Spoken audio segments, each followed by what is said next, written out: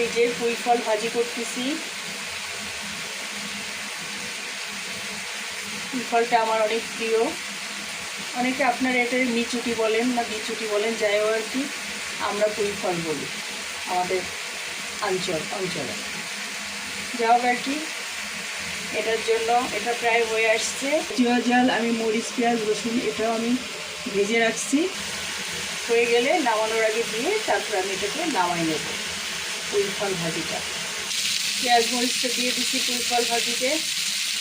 এবার এটা মিক্স করে নেব। ভাজিটা অলমোস্ট ডান। অনেক সুন্দর কালার আসছে,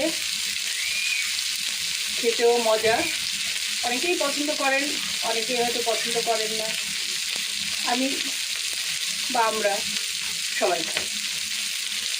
এখন তো আমরা দুইজন।